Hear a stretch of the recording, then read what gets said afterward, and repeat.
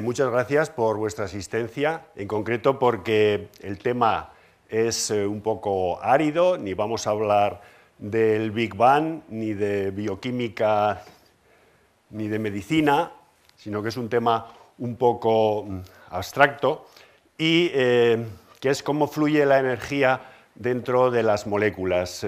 Efectivamente, aunque he puesto ahí en letra un poquito más pequeñas reglas del caos dinámico, el caos significaría ausencia de regularidad y para los griegos, ya que me ha dado el presidente pie para esta pequeña introducción ahora, para los griegos el caos era incognoscible, venía el demiurgo y cogía el caos y lo transformaba en cosmos, transformaba en belleza, orden, regularidad. Entonces, claro, hoy día eso fue hace ya muchos siglos. Entonces, pues se supone, nosotros que somos muy creídos de nosotros mismos, la humanidad, pues que nada se nos puede resistir a la mente. Y entonces hoy día el caos, recordaré que la palabra gas tiene la misma etimología que la palabra caos, y el gas, pues ya todo el mundo tiene la idea del gas, es un movimiento caótico. El caos, digamos, para la mentalidad de hoy, sería buscar un orden, pero sin regularidad, digamos. Entonces, esto respondería un poco a esa especie de contradicción en términos que puede tener esa parte del enunciado. Bien, os voy a hablar desde aquí, quizás creo que me pueden oír todos bien. Lo primero que tendría que recordar una persona, más un químico como yo, pues primero los movimientos, esos serían moléculas de diversos tipos. Como sabemos aquí en esta habitación, fundamentalmente hay nitrógeno, oxígeno, las proporciones que todos sabéis, y las moléculas se mueven a una velocidad de como 1 kilómetro por segundo, más o menos. Si chocan unas con otras, cada molécula en un segundo viene a tener como 1000 millones de colisiones. Digamos que de eso trataría de responder un poco qué es la realidad. Eso es lo que realmente ocurre. La temperatura ambiente, eso es lo que está. Sabemos, por otra parte, que en 22 litros pues hay un número de Avogadro que es casi 10 elevado a 24 moléculas. No solamente hay este movimiento externo, sino que hay...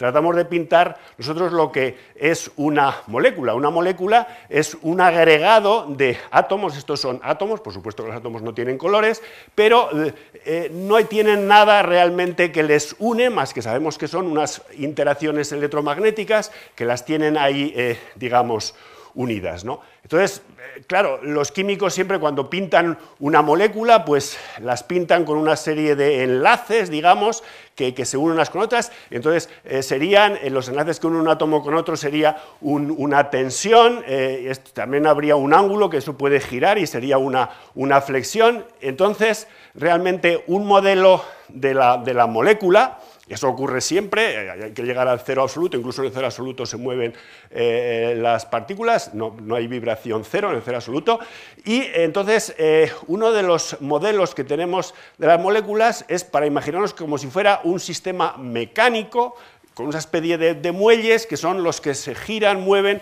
etc., y esa interacción entre ellos representaría una superficie de energía potencial. Si aquí pintamos otra molécula, una molécula genérica, ¿qué pasa si mediante calor, que puede ser en forma de colisión, o mediante luz, con un láser o lo que sea, ahí nosotros, digamos, damos un golpe de luz, una colisión, un scattering, y ¿qué pasa si la molécula luego se rompe por otro punto? Entonces, lo que parece lógico pensar es que hay un tiempo en que la energía pasará de una zona a otra hasta que finalmente, en un determinado momento, ¿por qué se rompe ese enlace o por qué no se rompe ese otro enlace? Esa es un poco la idea, digamos, para centrar lo que les quiero contar. Por supuesto, en la química, todo el mundo está acostumbrado un poco a ver esto, y pues la química consiste en romper y formar enlaces, ¿no? O sea, nosotros los átomos, digamos, sabemos que no son indestructibles, ni son, digamos, ni se pueden romper, obviamente, y hoy día estamos ya en una generación que se habla de quarks, de otros protones, etcétera, pero yo voy a fijarme en la molécula primero como un sistema mecánico, lo que les acabo de escribir, y también como un sistema de cargas que tiene una serie de momentos dipolares, una distribución de cargas eléctricas que pueden interaccionar ese momento dipolar con la luz y crea un momento dipolar de transición que hace que, digamos, se pueda describir la molécula también de esa manera. Entonces, básicamente, toda esta charla va a estar centrada primero en un modelo mecánico y después en un modelo más que nada de cargas. Bueno, para fijarnos aquí, la idea, lo que los químicos en un momento supusieron, si uno le pisa la cola al gato, claro, el gato al final te muerde, pero entonces tendrá la interacción que yo le he hecho ahí, tendrá que llegarle por los nervios a su cerebro y su cerebro entonces él reaccionará. Entonces, bueno, pues realmente de eso es de lo que se trata de ver las escalas de tiempo. Esta es una diapositiva, digamos que está cogida de Agnes Weil, del fundador de la fentoquímica, es ya tradicional, y perdón porque aquí está en inglés, pero ya hasta los niños de 3 años tienen que empezar a aprender inglés. Entonces, bueno, pues aquí hay una escala de tiempos, de milisegundos, nanosegundos, de 3 en 3 y bueno, de 10 en 10 hasta femto, ¿no? Entonces, hay una serie de reacciones químicas, las reacciones químicas, digamos, ocurren en la escala de los femtosegundos, pero eso cuando están las moléculas aisladas. Cuando están las moléculas en disolución las cosas son más lentas. Y bueno, esto está puesto un poco para ver en qué escalas de tiempo nos vamos a fijar, es decir, que son movimientos muchísimo más rápidos que los que veíamos en la diapositiva anterior, que era simplemente para imaginarnos la cuestión. Entonces, bien, el esquema de la charla para entrar es primero la problemática, que pensamos que, como os decía, la redistribución de energía intramolecular tiene que ser paso previo a la reacción química, lo que os contaba. Eso parece lógico, que la energía tiene que pasar de un sitio a otro. Entonces, después hablaré de una visión mecánica de las moléculas, donde lo importante será la idea de resonancia, la mecánica, y hablaremos de mecánica clásica, pero luego también introduciremos la cuantización semiclásica de una forma un poco especial, que hoy día también está otra vez de moda, y hablaremos de la estabilidad e inestabilidad de los estados dinámicos. Primero aquí, claro, estamos moviéndonos en un espacio de coordenadas e impulsos, pero nos dice la mecánica cuántica que no podemos determinar a la vez la posición y la velocidad de una partícula porque conocemos la realidad interaccionada. Si conocemos su posición, modificamos su velocidad, si conocemos su velocidad, no sabemos su posición. Entonces, parece quizás más lógico y más completo ir a la visión espectroscópica. Es una visión, no es un modelo mecánico, las moléculas, eso nos puede ayudar y en un primer momento pues estaríamos ahí. Pero después hablaremos de una visión espectroscópica donde se excita un estado que, debido a la incertidumbre, en realidad esto es una descripción de un estado cuántico inicial, pero que no es estacionario. Siempre nos contaban que la función de onda es un producto de una parte que depende de las coordenadas y otra parte que depende del tiempo, pero sabemos que cualquier combinación de estados no es un estado propio en el sentido de que realmente solo es en el caso degenerado, pero son ideas que a algunos les sonará, a muchos, espero, y bueno, pues eso para centrar un poco ideas. Por otra parte, después al final hablaremos de otros mecanismos de transferencia de energía intramolecular y al final pues haremos alusión a fenómenos como el de la fotosíntesis, etcétera, que son realmente muy interesantes. Bien, entonces, la problemática. Transferencia de energía frente a reacción química. Claro, los químicos han estado toda la vida preocupados en estudiar reacciones unimoleculares. Ya en el año 1952, con esta teoría RRKM, que es el nombre de 4 investigadores, pues ¿cómo se produciría una reacción química? Pues una molécula choca con otra, se energiza, digamos, y entonces ya su energía empieza a moverse, etcétera, y ahí, digamos, esta molécula energizada puede pasar a lo que se llama un complejo activado y de aquí a productos. los químicos decían que la energía para pasar, y lo vamos a ver enseguida, llegas a esa molécula y esa molécula redistribuye la energía random, al azar, entre todas sus partes, y entonces eso hará como cuando echas agua dentro de un estanque, sube el nivel y ya pues tiene un canal donde puede salir y hasta ese nivel. Entonces, digamos que la ergodicidad, entendida en ese sentido estocástico, era lo que estaba implícito en esta teoría, que es la más completa que puede desarrollar un químico. Después, lo que surgió en el año 1955, el señor Fermi, que estaba en Los Álamos, y hizo realmente lo siguiente. Él se pensaba que cualquier sistema de osciladores débilmente acoplados, pues realmente enseguida ese sistema se iba a convertir en no integrable, no separable. Y se iba a equilibrar las energías que colocáramos en los distintos, que él concretamente habló de unos 50 o 60 osciladores, ¿no? Y, bueno, de alguna forma, entonces él se encontró con que un sistema de osciladores levemente acoplados no se equilibran energéticamente cuando sus frecuencias no son conmensurables. No son conmensurables quiere decir que uno no puede encontrar una relación lineal donde m es un número entero y omega son las frecuencias, ¿no? Entonces, la solución a esta paradoja, pues bueno, es ya el teorema de Kolmogorov-Arnold-Moser, que se elaboró en una serie de años, ya de una forma muy posterior. Entonces, bueno, el interés, ya en concreto, que tiene para la química, por supuesto, este experimento va a misa y tenía razón Fermi.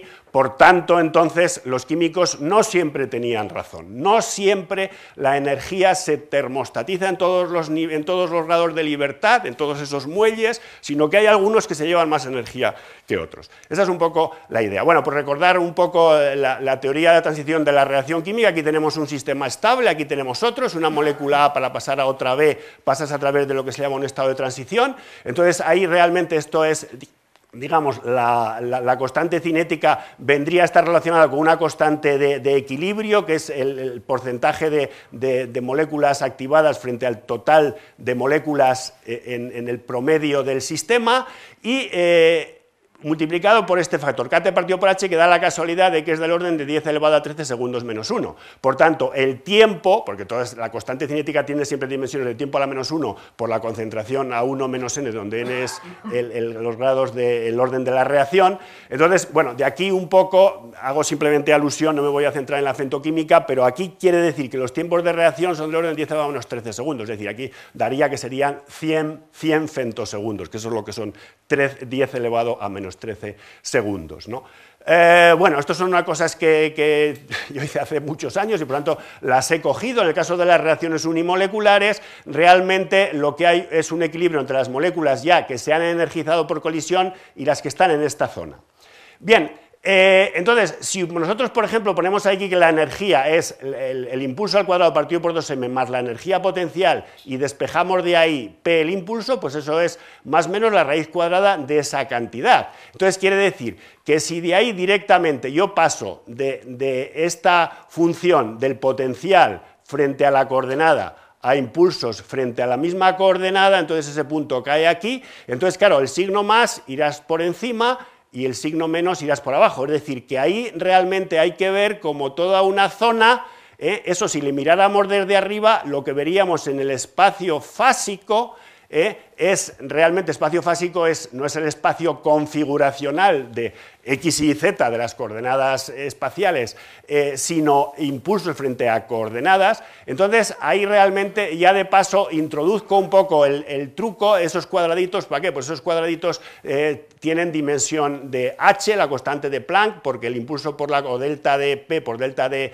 r, digamos que tiene dimensiones de la constante de Planck. Entonces lo que se trata es que estadísticamente cómo se atraviesa, es decir, pasar ese punto, pasar a productos, realmente el modelo RRKM es un modelo totalmente matemático en ese sentido. El sistema real pues sería un poco más complicado porque esos muelles, pues bueno, espérate un momento que yo ahora estoy en fase, no estoy en fase, iría eso, pero sería más o menos, este sería el modelo físico de eso.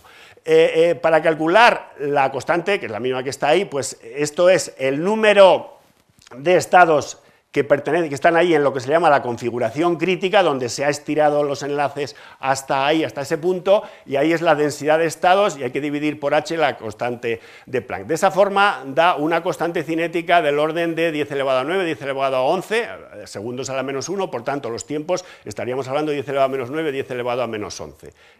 Y ahí, pues este sería un típico ejemplo de reacción donde hay un twist de estos dos anillos y pasa uno de la estilbeno, por ejemplo, pasa de una configuración a otra.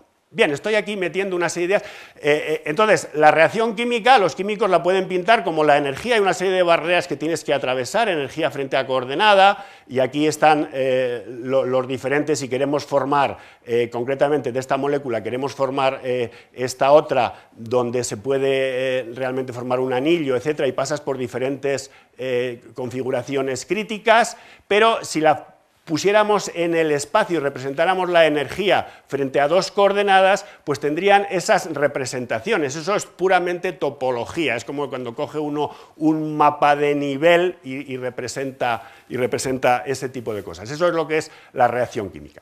Respecto a la paradoja de Fermi-Pascagoula del año 55, pues él lo que hacía era poner una serie de osciladores acoplados débilmente, y él se encontraba con que a lo largo del tiempo realmente las frecuencias de cada uno de los osciladores son distintas, pero las energías resulta que son recurrentes y no se equilibra nunca la energía, es decir, que no todos los osciladores tienen la misma energía porque el acoplamiento realmente entre ellos es débil, por tanto, ahí no se da la equilibración de energía, no se da la randomización. Por tanto, lo que dicen los químicos, a ver cómo se puede compaginar. Bien, entonces, esto ya puesta la problemática, voy a ver un poco en la visión mecánica. Si nosotros tenemos una molécula, pues ahí, como decíamos, hay una serie de enlaces, una serie de ángulos, etcétera. Aquí también tenéis la misma historia. Entonces podemos representar la tensión pues como un oscilador armónico, K por el R menos R al cuadrado, la flexión que participarían los ángulos, un ángulo que ya incluía 3 átomos, la torsión cuando en torno a un enlace haces un giro, luego hay otro tipo de interacciones Lennard-Jones entre átomos no contiguos, y luego tienes puentes de hidrógeno, etcétera, etcétera. Entonces se puede hacer aquella imagen que os pintaba antes de los muelles. Bueno, pues aquí de alguna manera los tendríamos. Tenemos diferentes modos de vibración. Aquí está la vibración que son totalmente simétrica, esta sería la antisimétrica, este sería una flexión, este sería un twist, etcétera. Entonces, todo este tipo de movimientos es con los que hay que proceder matemáticamente después, ¿no? Por supuesto que si tenemos una molécula como la del agua, pues sabemos que es angular y tiene una tensión simétrica, tensión antisimétrica y flexión. El caso del CO2, pues como sabéis, es una molécula lineal, entonces son 3 por 3 que serían 9, que tiene, digamos, 3 de traslación y luego tiene estas 4, 3 de rotación, 2 de rotación, perdón, y luego tendría entonces la vibración de tensión simétrica, la de respiración que se llama, la de tensión antisimétrica, cuando este enlace se estira y esto se encoge, y esas son las flexiones. Esas son cosas conocidas para muchos de vosotros. Pero ya para fijar qué es lo que querríamos hacer, por ejemplo, aquí, y adelantando ya mucho ideas, si tenemos aquí la rodopsina y queremos pasar de una configuración cis a una configuración trans, y ponemos aquí el modo reactivo y aquí el conjunto de los otros modos, pues tenemos aquí como esa especie de cazoletas, y aquí tenemos varias superficies de energía potencial, una en un estado electrónico fundamental, o está en un estado electrónico excitado, y entonces, pues bueno, se puede excitar. Estoy adelantando ya ideas, no estamos en un modelo tan mecánico, aquí recurrimos a la luz, entonces excitamos hasta aquí, entonces se mueve por esta otra superficie, por esta especie de tobogán, llegas aquí, y de aquí pues le puedes hacer con otro láser poder pasar abajo. Eso es lo que en principio trataríamos nosotros de responder. Muchas situaciones, por ejemplo, el oscilador Morse, del cual vamos a hablar, se representa normalmente, tiene un átomo muy ligero y al lado un átomo más o menos pesado, y entonces el movimiento del hidrógeno está desacoplado del resto de la molécula, es decir, que el oscilador Morse, como sabemos, es un oscilador que no es lineal. Bueno, aquí concretamente esta sería la curva de Morse, y esta otra sería la curva armónica. En el oscilador armónico, pues si presentamos el hamiltoniano y representamos luego el impulso, el espacio fásico tiene esas representaciones, esas elipses, y el área de cada una de estas elipses sabemos que es una acción física, ¿no? Aquí, en este caso, la frecuencia, la omega, es constante. Sin embargo, cuando estamos en el caso del péndulo, en el péndulo podemos tener tres movimientos. Uno que se llama el movimiento de libración, cuando va y vuelve, pero puedo tener un movimiento de rotación si le doy un giro en torno a ese punto más alto. ¿Y qué pasa cuando estoy en una situación intermedia? Pues que como la campana que está uno volteando, pues llega un momento que la campana, ¿para qué lado va? ¿Para un lado o para otro? Eso es lo que se conoce como la separatriz. Entonces, aquí, desde el punto de vista matemático, enseguida vamos a ver que la frecuencia depende de la acción física.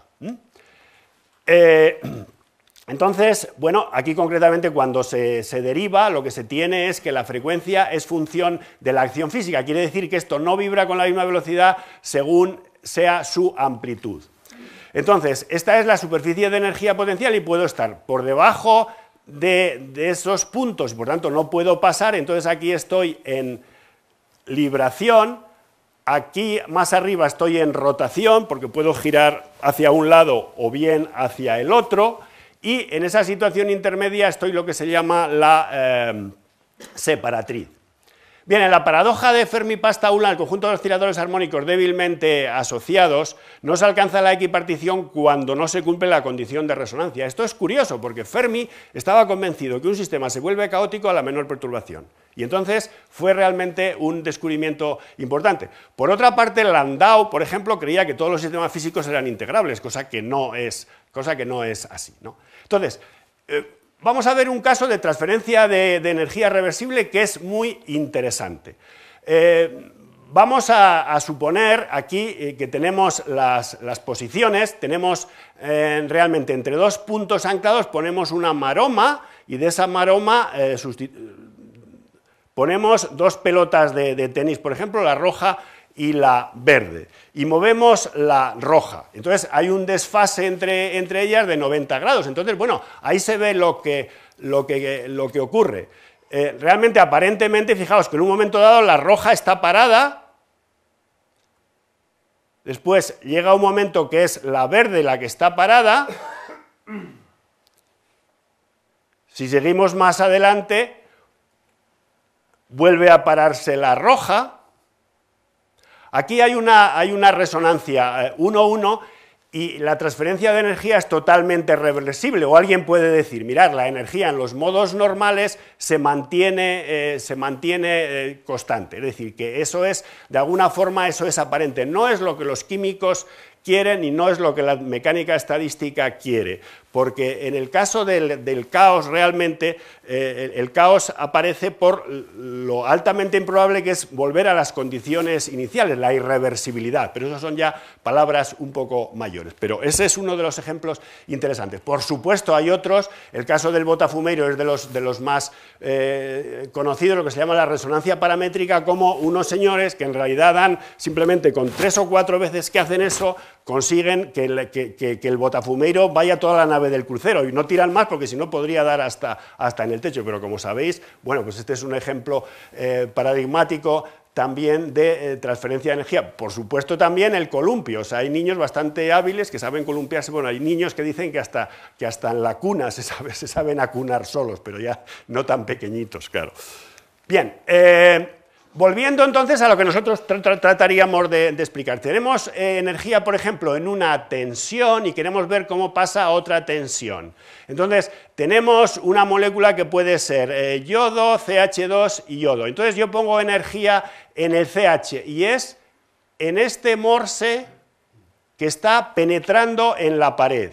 Y este otro es el que está en la superficie del encerado, digamos, ¿no?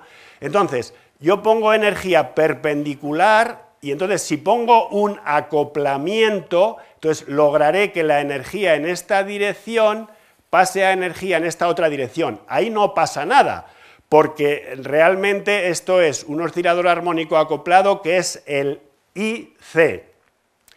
Después tenemos la tensión HC, que es esta, la que os decía que estaba penetrando, y esa es más alta, es anarmónico, pero a energías más altas. Entonces, un oscilador Morse es un oscilador no lineal. ¿Por qué? Porque la frecuencia, la omega, digamos que depende de la acción física con ese componente. Entonces, si acoplamos estos dos osciladores Morse mediante este sistema lo podemos desarrollar en serie de Fourier, nosotros podemos hacer, si por ejemplo estuviéramos a esta altura, que esta energía que está penetrando en la pared así, pase a esta dirección y se rompa por ahí el enlace.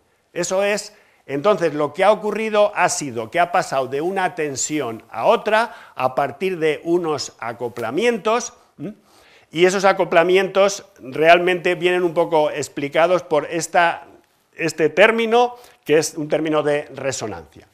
Bien, para poder representar todos estos, aquí veíamos la superficie, que la podemos representar, la superficie de energía potencial es la energía frente a las coordenadas, o bien en este otro caso. ¿Esto qué es? Esto es realmente el espacio configuracional simplemente de coordenadas. Y después, esto otro sería el espacio de las fases, que tenemos por cada coordenada tenemos un impulso, por la X un PX, por la Y un PY. O bien, si trabajamos en variables de acción y ángulo, por cada ángulo una acción y por cada ángulo otra acción. Entonces, ¿qué es lo que nos da nuestra imaginación? Nosotros podemos ver, digamos, en el espacio tres dimensiones, ¿no? Entonces, bueno, tenemos la X y la Y y la energía. Pero si pasamos al espacio configuracional, eso queda reducido a 2, es plano. Pero en el espacio fásico, ¿cómo podemos, si tiene dimensiones 2n, donde n es el número de coordenadas, porque hay tantas coordenadas como impulsos, entonces esta es la única forma de representarlo, esto es en esa especie de toros o flotador, digamos, en ese sentido. Entonces tenemos una omega en esta dirección que tiene de radio esto y un ángulo que va girando, pero si hacemos el corte tenemos ahí una acción y también un ángulo. Entonces, bueno, esto viene la parte del tratamiento, digamos, matemático, donde no estamos todavía hablando del caos, sino estaríamos estudiando una situación de movimiento cuasi periódico. Ahí quizás se ve mejor. Uno es la acción, la J1 es el radio del flotador, digamos donde está el aire dentro, y otro es desde el centro hasta ahí, ¿vale? Entonces, el movimiento, las trayectorias son realmente movimientos que no son en el espacio físico, son ahí en el espacio fásico. Ahí estamos hablando de una condición de resonancia donde por cada vez que doy una vuelta en torno a le he dado dos nudadas al flotador, ¿de acuerdo? Esa es un poco la historia. ¿Qué son los toros resonantes? Son esas estructuras en el espacio fásico. Cuando el toro es resonante exactamente 3,1, ahí como veis das 3 veces la vuelta y se vuelve a cerrar. Ahí realmente cuando no es resonante exactamente, sino cuasi resonante, entonces ahí no vuelve al mismo sitio. Prácticamente es la idea que tenéis cuando una madeja, un ovillo, que hemos visto todos ahí con el hilo, ¿no? Entonces ahí realmente, bueno, no hay interacción. ¿Qué pasa cuando hay una interacción entre los dos osciladores? Si se hace un cambio de variable, lo que se puede hacer luego un desarrollo. Y en ese desarrollo, mediante este cambio de variables, se logra que haya una parte más o menos fija y luego otra parte que tiene la estructura del péndulo, que ya hemos visto cómo da lugar en el espacio fásico a esas estructuras que teníamos donde el movimiento era de rotación o donde era de vibración, sino de libración, ¿De acuerdo? Entonces, ahí realmente tenemos una cuestión sin perturbación. Cuando tenemos la perturbación, pues tenemos estas estructuras que puede ser que se cierre o que no se cierre. Si yo, por ejemplo, cojo eso y lo corto, pues lo que hago, una sección, que esta se llama la superficie de sección de Poincaré. A medida que la energía se hace más grande, el sistema se hace más complejo, y en situaciones, por ejemplo, como la separatriz, ahí aparece la inestabilidad, donde se tiene las dos ramas, una que confluye en ese punto que es un punto parabólico, ese otro punto sería un punto elíptico. Estoy hablando de puntos fijos en el espacio fásico. Entonces, en cuanto a movimientos, tenemos las superficies de sección de Poincaré, que eran cortes que hacíamos en esos flotadores, en esos toros, y aquí están representados qué pasa cuando crece la energía. Esas estructuras son realmente bastante complicadas y eso se distorsionan. Hay que coger a lo mejor más de un desarrollo en la serie de Fourier de las resonancias. Y otra cuestión que se puede hacer también es, aquí dentro del espacio configuracional, es ver cómo son estos movimientos, cómo son esas trayectorias. Vemos que aquí estamos en un movimiento que no es un movimiento caótico, en cuanto que no llega a todos los puntos. La ergodicidad dice que todos los puntos del espacio fásico accesibles en energía se tendrían que poblar, y ahí no va. Ahí tampoco, tenemos casos de resonancia 2-1, por cada 2 veces que va arriba y abajo da 2 vueltas, y eso son proyecciones, pero ahí tenemos una situación donde ya se nos va acercando más a que todos los puntos son explorados y estaríamos próximos al caos. Bien, la aparición del caos, con lo que ya he dicho antes, cuando tenemos un punto fijo elíptico, está rodeado de una serie de puntos, unos elípticos, otros hiperbólicos, y entonces los puntos elípticos realmente se van descomponiendo de esta manera, por un teorema matemático, y los puntos hiperbólicos son realmente los que dan el origen al caos, porque ahí, lo que decíamos de la separatriz, ahí tenemos con una rama que sale de esta forma, sale de aquí, y cuando llega aquí, digamos, enseguida se vuelve inestable, y la otra al revés. Bien, entonces, todos esos toros que al principio podían ser muy bonitos, esto es una sección, pues al final, cuando crece la perturbación, se forman esa estructura, donde ahí realmente se deforman. No todos desaparecen, no tenían razón los químicos, porque la energía no se vuelve, el sistema no se vuelve caótico, permanecen algunos toros los toros irracionales, habría que decir, los toros irracionales no desaparecen, se perturban, y los toros racionales, o sea, con frecuencias racionales, cuando tienen la conmensurabilidad, esos son los que desaparecen.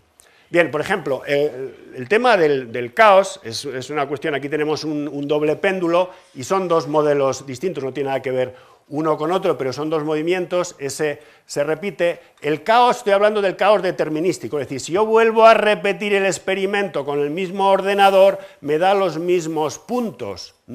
No estamos hablando del caos estadístico, del caos por colisión, de cómo una molécula se llega a termostatizar a base de muchas colisiones, sino que estamos hablando del caos determinístico. Si vuelvo a repetir este experimento, por ejemplo, después con el mismo ordenador, concretamente, me da la misma trayectoria, pero el caos lo que quiere decir es que, conocido dónde estás en un instante dado, no es capaz de predecir mediante una fórmula matemática precisa y fija, que no sea la integración numérica, cuál es realmente, dónde va a estar en el punto siguiente. Esa es un poco la idea del caos determinístico, que parece una contradicción, pero que no lo es. Bueno, entonces, el teorema de Kolmogorov, lo que vino a decir, aquí tenemos una serie de toros, aquí tenemos las trayectorias tal y como lo van, no son realmente, ahí sería cuasi periódica,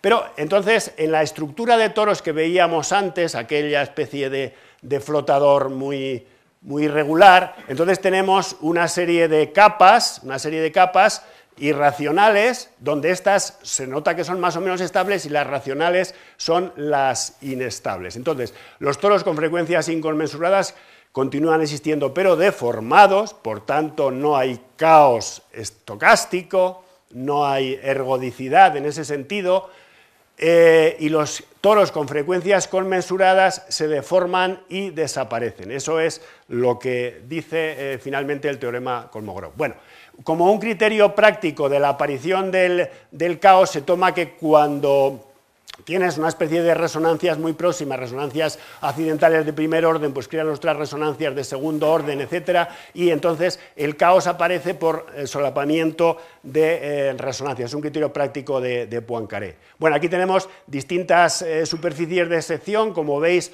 aquí, bueno, pues no se ha llegado a la ergodicidad, aquí estaríamos cerca, pero entonces los químicos siempre veían que o bien todo era como en esa zona, o bien todo era de esa. Bueno, pues la realidad realmente no es ni para uno ni para otro. Tenía razón Kolmogorov, tenía razón Fermi, y eso nos ha venido muy bien a los químicos. Aquí tenemos la superficie de sección de una molécula angular, que es el HOCl, y entonces, bueno, pues en esta molécula, estas son las superficies de sección, tenemos unos comportamientos que son más o menos cuasi periódicos y otros comportamientos que son, digamos que, caóticos.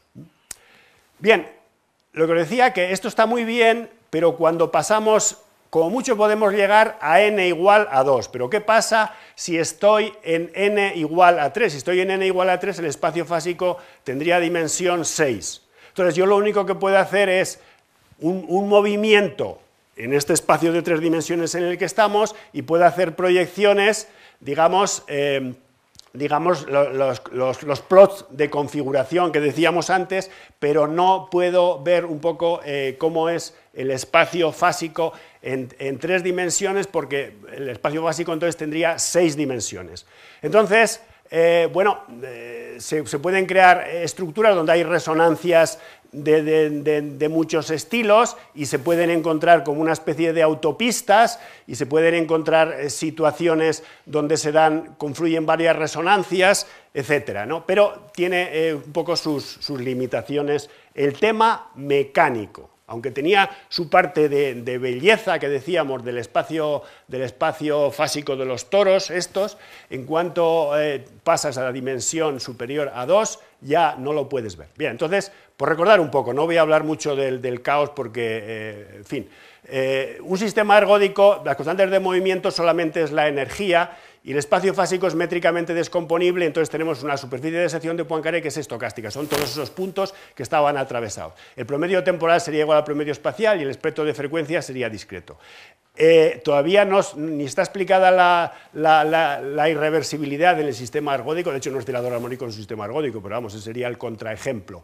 En el sistema de mezcla, pues lo que tenemos es que las trayectorias barran espacios iguales en tiempos iguales. El espectro de frecuencias más o menos sería continuo, aparecería la irreversibilidad, pero para la condición de la teoría RRKM tendríamos que llegar a que los sistemas fueran de Kolmogorov, que hay una divergencia exponencial de trayectorias, que eso se calcula mediante un índice del índice de Lyapunov que tiene que ser distinto de cero. Luego hay otros sistemas, pero bueno, esto por poner algo realmente del caos. He explicado un poco, he pretendido explicar cómo puede pasar la energía de un modo a otro. El problema es que no vuelva, o sea, porque una vez que tú ha ido, a veces es simplemente un desfase y luego la energía puede volver. Para que haya caos hacen falta requerimientos un poco mayores. Bien, entonces, ¿qué pasa si todavía estamos dentro de la mecánica clásica? Nosotros sabemos que la realidad es cuántica, el oscilador Morse tiene una serie de niveles, nunca puedes estar por debajo del V igual a 0, aquí te da pues el número de todas estas funciones de onda, cuántos son los picos que tiene, etcétera. Y bueno, si tú estás, por ejemplo, en este caso tendríamos el HC y tendríamos luego después la flexión. Entonces, en este caso se puede ver también, aunque esto luego lo voy a repetir, diversas series de frecuencias donde, como tienes que tener más de 2 dimensiones, pues aparecen estas distribuciones de máximos, ¿de acuerdo? A medida que subes en energía, sabemos que la energía, la probabilidad más grande de encontrarse en los extremos, no a frecuencias a Vs bajos, donde la probabilidad de encontrarse es más en el centro, ¿no? Bien, entonces, todavía toda la mecánica clásica, mediante los toros resonantes, esto se puede cuantizar mediante estos desarrollos matemáticos, y esto quizás es un poco una concesión al presidente de la academia, pero no me puedo entretener quizás mucho en ello. Digamos, hay que hablar un poco de amplitudes de Fourier y definir lo que es una acción. Entonces, eso lo que se puede hacer es transformarlo eso en una especie de suma algebraica, y entonces lograr definir concretamente en 2 acciones, cuando se tiene una resonancia Mn mediante un cambio de variable, y donde se pueden realmente no quedarte con cualquier valor de la energía, sino solamente con aquellos que, digamos, están cuantizados con N1 y N2. Y todo ese conjunto de valores se llama una poliada. ¿Qué pasa si, por ejemplo, nosotros tenemos este estado, que era la tensión, y tenemos junto a él una serie de estados, y están acoplados a él? Cuando están acoplados a él, pues realmente habrá una modificación de tal forma que el estado, el conjunto de estados sea de esta forma, y este conjunto de estados lo que forma es una poliada. Hay distintas situaciones, y eso por supuesto dará una serie de espectros, que en este caso sería el espectro estadístico, pero en estos otros casos pues darían otras situaciones. Bien.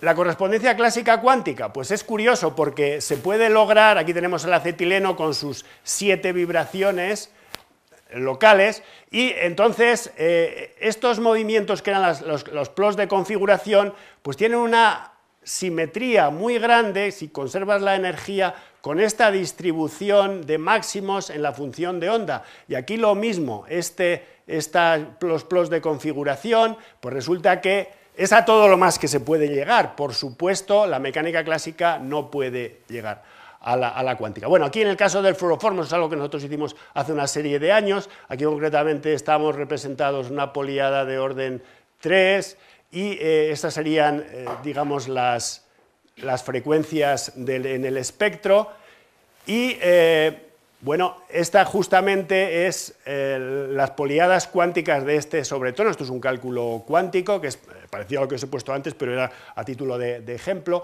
Y nosotros lo que habíamos calculado, estas poliadas semiclásicas, que se corresponden realmente 1 a 1, si cambia la escala, pues es curioso cómo a esa enseguida se le puede encontrar la que le corresponde. Pero eso simplemente es una analogía. Lo mismo ocurre en la molécula y voy a pasar rápidamente aquí, en la molécula de HO del bromo. Entonces tú puedes trabajar en modos, los 7 modos normales, y aquí tendríamos locales donde realmente para pasar de uno a otro tienes que pasar, debido a una resonancia de Fermi, hay lo que se llama una bifurcación. Esta palabra hoy día tiene muchísima importancia, pero se puede establecer un paralelismo entre uno y otro. Una cosa interesante aquí recordar es que en el modo local, por ejemplo, el movimiento del CH, que está desacoplado, la anarmonicidad es muy grande y el acoplamiento con el resto de la molécula pequeño. En el modo normal, todos los átomos vibran a la vez, y el acoplamiento es mayor que la anarmonicidad. ¿De acuerdo? Bien, entonces, balance del tratamiento mecánico, para no perdernos. Bueno, las limitaciones. Primero, la dimensionalidad. Como decíamos, por n más que 2, ya no puedes pasar en el espacio fásico más de dimensión 4 y no puedes ver nada. Por otra parte, la realidad es cuántica. No podemos conocer las posiciones y los impulsos o las velocidades, debido al principio de incertidumbre. Entonces, la función de onda o bien es una función en las coordenadas y el tiempo, o bien en los impulsos y el tiempo. Por otra parte, parece que lo observable más adecuado es la energía, los niveles de energía. Por eso habíamos introducido la cuantización, más que realmente hablar de trayectorias en el espacio de configuración, lo más lógico es hablar de niveles, ¿de acuerdo? Entonces, por eso en la visión espectroscópica lo que hay que hacer es introducir el estado cuántico, que sería una combinación lineal, porque tú normalmente excitas un conjunto y lo que tienes es un sistema coherente después. La superficie de energía potencial espectroscópica, pues así como antes recurríamos a toros y había allí, digamos, una geometría, aquí concretamente en este tratamiento, para unir con todo lo de esta casa, con la física, con la química, con las matemáticas, estaríamos aquí hablando de un desarrollo algebraico que vamos a ver enseguida.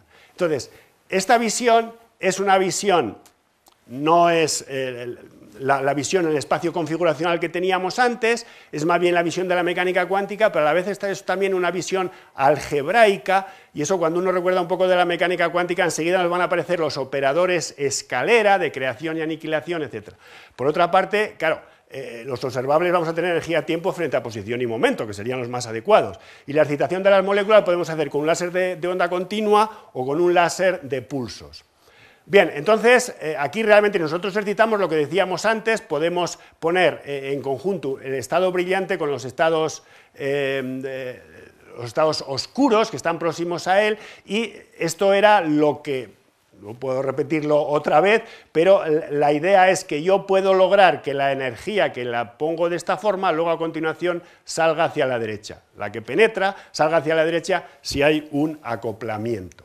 Bien, para decir algo de álgebra, bueno, pues los operadores escalera se pueden relacionar de esta forma con las acciones y los ángulos, pero por otra parte también sabemos que el AA+, los operadores de creación y aniquilación y su inverso, pues dan lugar a un número cuántico. Entonces, la forma matemática como se desarrolla eso es de esta forma, una serie de términos diagonales y otra serie de términos no diagonales, mediante estos productos que pueden parecer un poco enrevesados, pero que básicamente se traducen en que hay transiciones entre términos de poliada, donde tú tienes un N1, N2, cuando tú estás V1, V2, V3, pero si estás realmente en varias dimensiones, pues si una, por ejemplo, pierde un cuanto y está en una resonancia 2,1, el otro las gana, ¿no? Otra cosa más que se puede hacer con estos operadores de resonancia, pues lo que se puede calcular son los valores de expectación de los operadores de resonancia, y que como es el término de interacción, si lo metemos en la ecuación, otra forma de la ecuación de Heisenberg, fundamental de la mecánica cuántica, de las básicas, y trabajamos en el acetileno, pues entonces aquí tenemos el de tres casos, digamos de tres modos. Aquí tenemos el CC, ponemos 10 cuantos en otro, etcétera, y podemos ver cómo va evolucionando en el tiempo. Esto deja de tener la visión, digamos, gráfica, pero sin embargo en el espectro, cuando nosotros lo que tenemos aquí es un estado que a través de la interacción con las diferentes poliadas, al final esto, pues sí que vemos que se va realmente medio equilibrando en parte, pero no exactamente. Estos son situaciones, por ejemplo, en el caso de estas moléculas, evolución del sobretonos, que se llama, el HC en estas moléculas. Lo mismo aquí tendríamos en el caso del CF3H, con distintas resonancias, se puede ver cómo se puede pasar energía de uno a otro. Bien, pasamos ahora a cómo se haría la excitación con un pulso láser. Cuando tú tienes un pulso láser, y tenemos aquí, por ejemplo, el oscilador armónico, lo importante es la coherencia. Entonces, aquí, cuando tú excitas, si el pulso láser tiene esta anchura que veis aquí en blanco, pues está claro que tú lo que excitas coherentemente todos esos estados, cada uno con su coeficiente, entonces la suma de todos esos es eso que hay arriba. ¿De acuerdo? Entonces, este estado coherente no es un estado estacionario, no es un estado propio, es un estado que tiene que evolucionar dinámicamente. Entonces, esa es un poco la grandeza de trabajar con pulsos con pulsos láser. No estás en un único nivel, estás en un conjunto de niveles, pero eso te permite calcular realmente. Cuando tú estás en un láser de onda continua, excitas exactamente un nivel, S. Cuando tú estás en un láser de pulso, debido a la anchura del pulso, excitas todos esos niveles. Pero así como este estado es estacionario, ese conjunto de estados que está pintado ahí arriba, ese no es estacionario y por tanto evolucionará en el tiempo. Bien, ¿qué cosas se pueden hacer? Bueno, pues la idea de siempre es, si tú tienes una molécula, la quieres excitar y quieres mirar a ver si se va a romper por ahí, lo puedes seguir en el tiempo, pero otra cosa es primero bombear, ver cómo evoluciona y luego hacerle caer. Es decir, con todo eso, hoy día, más que la visión mecánica, digamos, es más la visión electromagnética y de coherencia, digamos, ¿no? Aquí tenemos exactamente lo mismo, tenemos una molécula que podría tener una configuración cis y otra trans, y aquí si lo que hacemos es coger con un pulso de luz, podemos subir un paquete, lo que se habla, un paquete de estado, lo subes ahí, ese estado evolucionará y ahí puede tener, o bien puede haber una intersección cónica, o puede haber realmente otra forma de pasar energía del cis a trans. Otra cosa que está hoy día de suma importancia es lo que se llaman las espectroscopías en 2D. Y todo esto esto es de finales de los años 90, no llega a los 20 años, y que recuerda mucho lo de la resonancia magnética nuclear bidimensional o en general polidimensional con pulsos, cuando trabajas con pulsos, solamente que aquí realmente no es como en el otro caso, que en el caso de la resonancia magnética son sistemas no perturbativos, sino que realmente son muy distintos, porque de hecho excitas con un pulso que a lo mejor tiene 90 grados allí en la vasija del equipo de resonancia magnética. Aquí, sin embargo, lo que se hace... Es decir, aquí lo que se tiene es una frecuencia y otra frecuencia. Si lo coges en diagonal, digamos, este sería el pico de la omega AB y este otro sería el pico de la AC. Pues bien, si conjuntamente tú excitas a la vez, entonces eso realmente lo que te va a medir es la interacción que tiene este nivel con ese otro. Y eso se puede ser que evolucione en el tiempo. Aquí concretamente tenemos, ya digo, que si esta sería una espectroscopía bidimensional, si lo mides así, realmente sería una espectroscopía normal. Pero estos que están fuera, es como, realmente esto es la coherencia. Fijaos que es otra forma de ver, y la idea quizás os puede también ayudar a ver eso como justamente la coherencia se mide en que existen términos no diagonales. Existen términos no diagonales en la matriz. Bien, aquí tenemos un caso parecido al de la rodopsina, y aquí se puede estudiar esta interacción, la interacción del puente de hidrógeno, en esa parte aquí. Entonces, si vas evolucionando en el tiempo, y eso evoluciona en el tiempo también a que cambia de configuración, entonces aquí aparecen esos términos no diagonales, y ahí desaparecen, obviamente, en el tiempo. Por tanto, eso es una manera de medirlo. Bien, y enseguida voy a ir acabando. Otros mecanismos de transferencia de energía intramolecular, hay uno incoherente, quiere decir que lleva muchísimo tiempo, es el de la luz normal, no hace falta acudir al láser, es el mecanismo de Foster, que se da entre puntos alejados de la molécula. Pero luego hay otros coherentes, como en sistemas moleculares como la fotosíntesis, y hoy día incluso más otros en que aparece la coherencia electrónica y la vibracional, y se puede llegar a incluso hasta los atosegundos. En el modelo de Foster, de transferencia de energía electrónica entre dos cromóforos, dos partes de la molécula que absorben luz a diferentes frecuencias, este sería el donador y este sería el aceptor. Entonces, la interacción es en forma de momentos dipolares, y esto tiene aplicación en los sensores fluorescentes, en los interruptores moleculares, en los microscopios confocales. Aquí lo que hay es una absorción-emisión, y luego el aceptor, tiene absorción-emisión. Es concretamente aquí la proteína fluorescente azul y la proteína fluorescente verde.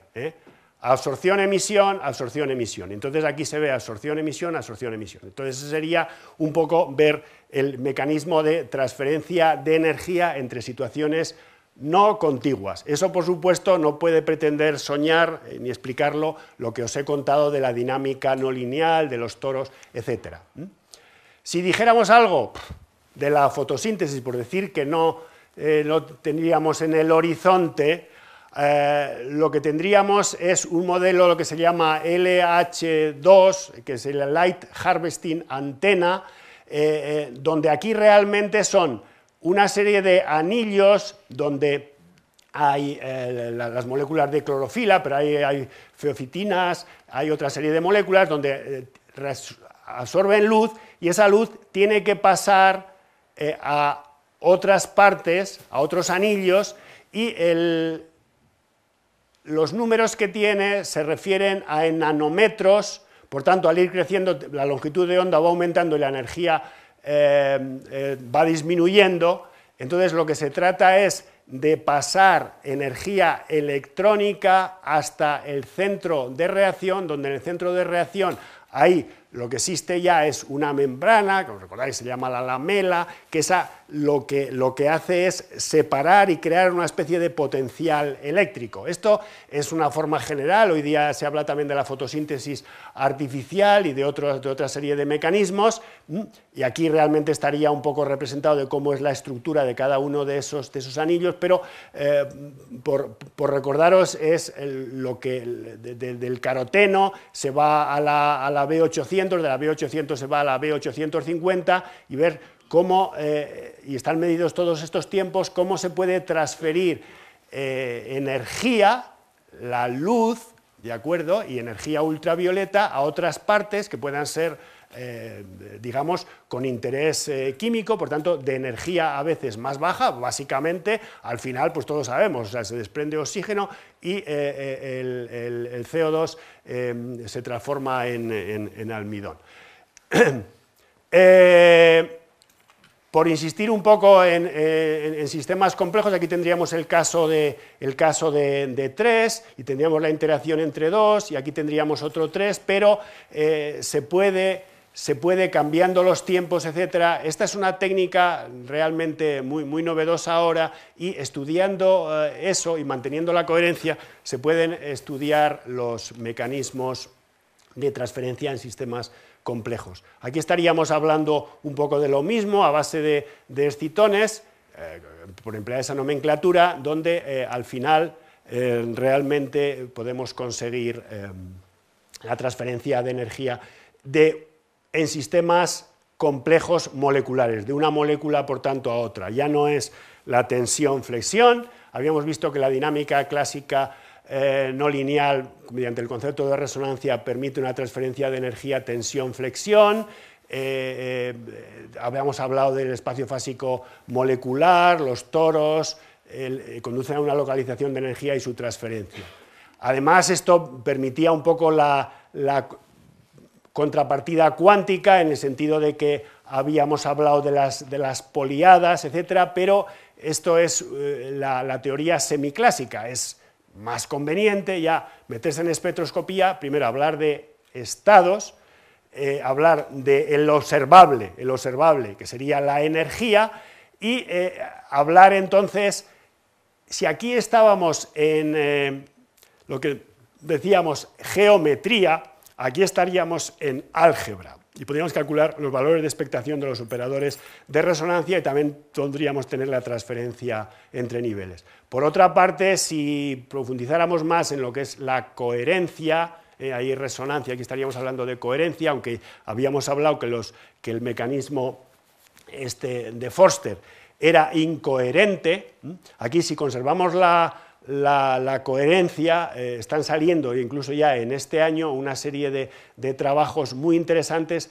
hasta qué punto la coherencia electrónica puede ser relevante en la química. Habíamos dicho que, digamos, estaba por una parte la femtoquímica y por otra parte estaba la atofísica, porque nada que ocurriera a nivel de ato, que es 10⁻⁸ a menos 18 segundos, podía ser relevante para la química porque la química es el movimiento de los núcleos. Pero ¿qué pasa si tú le modificas la nube electrónica? Si modificas la nube electrónica de una molécula, entonces condicionas toda la evolución de los núcleos en esa molécula. Entonces, hoy día ya, digamos, ya está cada vez más usado el término de atoquímica, que por supuesto se lo debemos a la atofísica. Y con esto creo que no se ha ido nadie, aunque no he mirado al público, pero yo les agradezco su paciencia. Muchas gracias.